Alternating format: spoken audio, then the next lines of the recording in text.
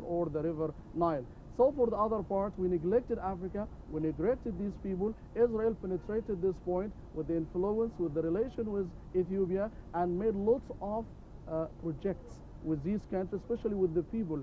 So you know that they training lots of African youths that they are training now in Israel, and they also have some strategic relation with the army and with giving them weapons and to give them some economic aids.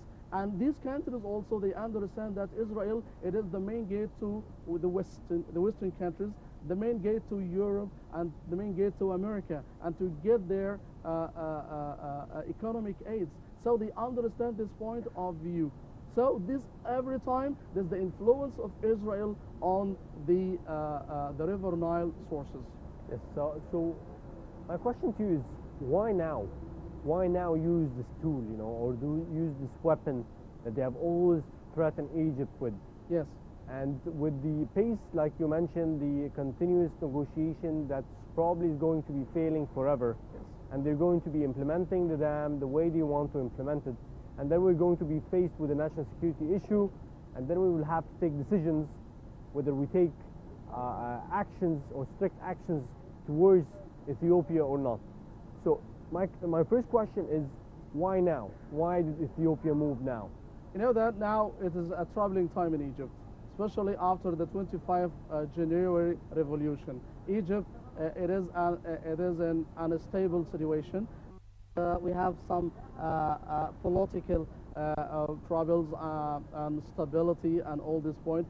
So Ethiopia, with the pushing of Israel, you should benefit of your projects now. Egypt has no big hands now. Egypt or the Egyptians now, they are in troubles, so you should benefit of this. So they started especially the construction and to make the execution of this project after the revolution. Yes, they prepared lots of things during the time of the former President Mubarak and all this, but the execution and the work of the project started after the revolution. And now we can make negotiation, but they build.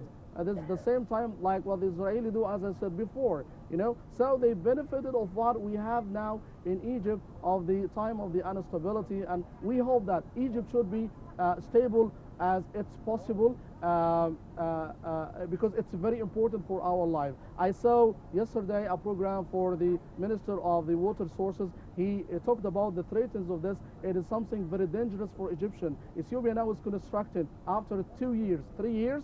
So we will have that dam that will reduce the amount of water of Egypt. So we should have all our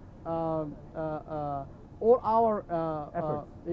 Efforts, everything this to do this in order to stop this and to make it as with the least negative influences for Egypt. So that's very important now. We should be more closer. We should unify our efforts. This in order to defend something like that. It's very dangerous for our life. And I cannot imagine that when most of the water of Egypt does not come to Egypt, so how we can live? How we can live? How we can cultivate our lands? How we can get our water?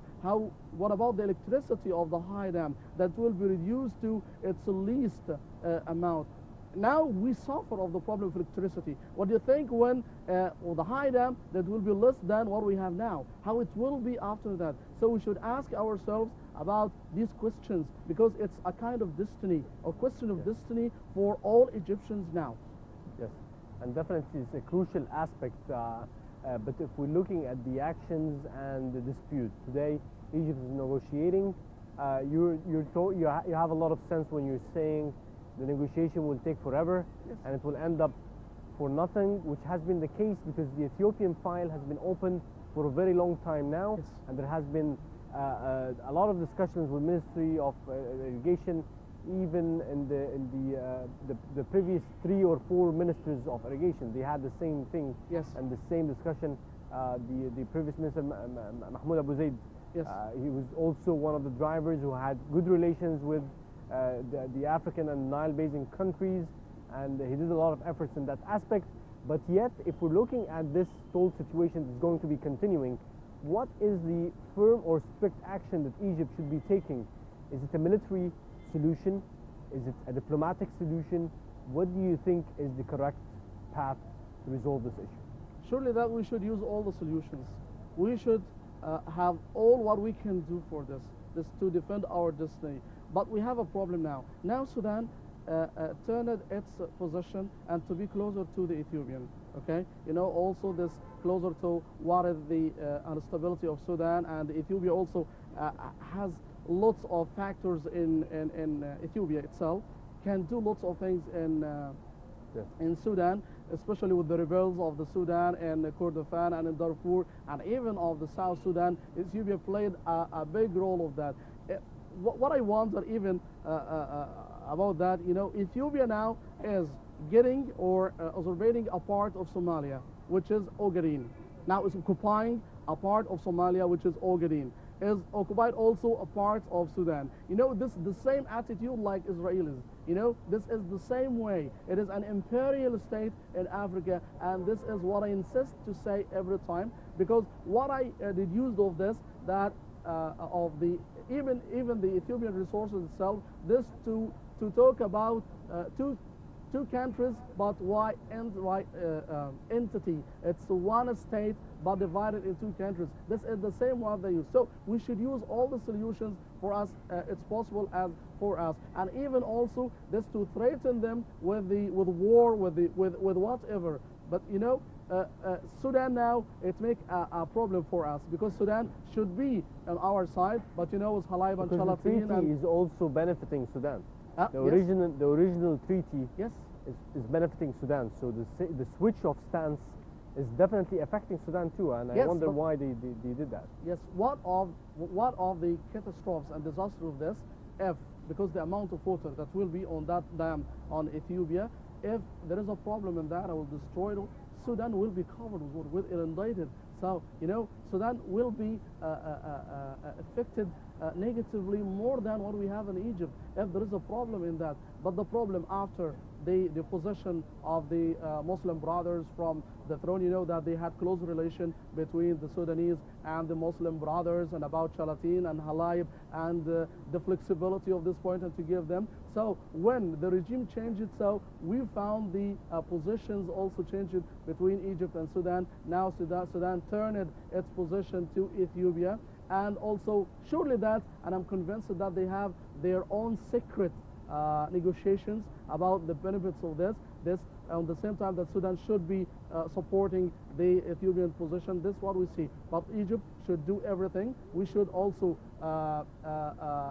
do our pressure even for the international community. And also I heard the minister yesterday that talking about that we put this case on the international courts about this point, and to do about the rights of Egypt on the Nile, because we have lots of treaties that obligating Israel for not to do any project that will hurt or will reduce the amount of water in Egypt. We have lots of these treaties, 19.2, 19.6, 19.9. We have lots of treaties about that. But you know now, Israel with Ethiopia. So United States should be with Israel. And Europe also, even if not supporting directly, okay, it will be neutral position for not supporting or on that side. You know, it's very complicated. But anyway, Egypt, when Egypt should a strong country and we have a strong political regime, surely that Egypt should do lots of things. But we should be more stronger inside Egypt and to be stronger from outside. Yes, also. let's hope for that, because everybody is also looking for a firmer stance towards what's happening, and the worries around the dam Yes. is really huge for Egyptians. Yes. And I'd like at the end to thank you very much, Ismail Hamid, researcher in comparative religion. It has been a great pleasure to have you Thank with you. us. Thank you you. very much for Thank joining you. us.